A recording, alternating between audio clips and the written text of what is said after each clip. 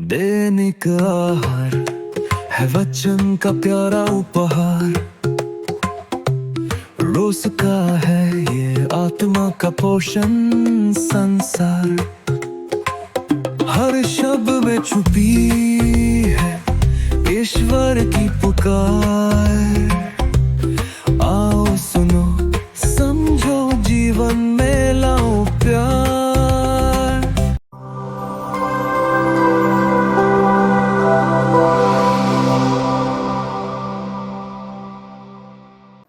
आज के सुसमाचार में हम दो शिष्यों को देखते हैं जो कि यीशु के पास आकर उनसे एक सांसारिक पद की मांग करते हैं, लेकिन यीशु उन्हें सिखाते हैं कि सच्ची महानता किसी पद में नहीं है।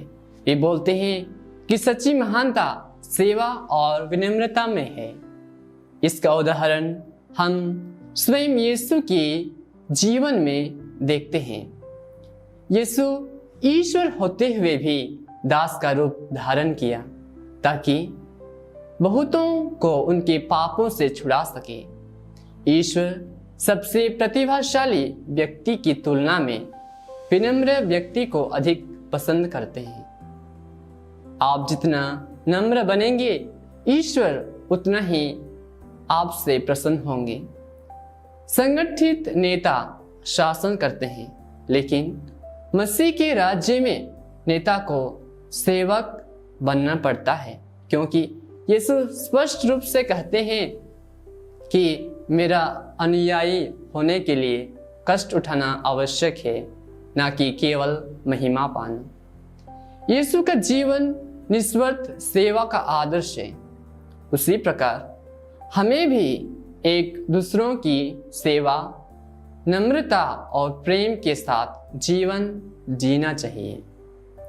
विनम्रता की जड़ सत्य है, क्योंकि विनम्रता सभी अन्य सद्गुणों की नींव है।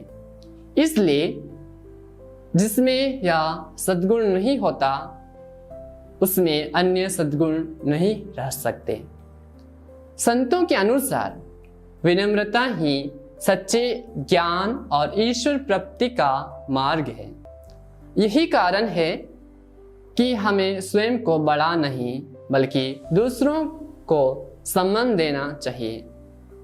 हम जितना विनम्र बनेंगे उतना ही आध्यात्मिक रूप से समृद्ध होंगे।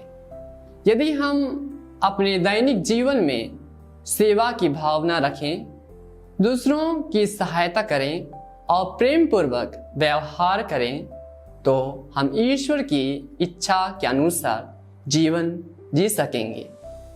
आध्यात्मिक रूप से सेवा को देखा जाए तो हम अपने घर परिवार, काम या कलीसिया में बोझ बनने की बजाय निस्वार्थ भाव से दूसरों की जरूरतों को पूरा करें, क्योंकि सबसे बड़ा वही है जो सबकी सेवा करता है।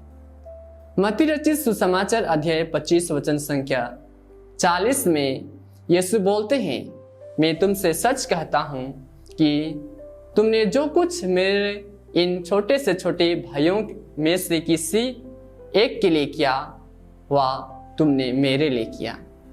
इस वचन में यीशु मसीह यह सिखाते हैं कि जब हम गरीबों, भूखों, बीमारों या जरूरतमंद लोगों की सहायता करते हैं तो वह सेवा सीधे ईश्वर के लिए मानी जाती है। अर्थात दूसरों की सेवा करना ईश्वर की सेवा करने के समान है।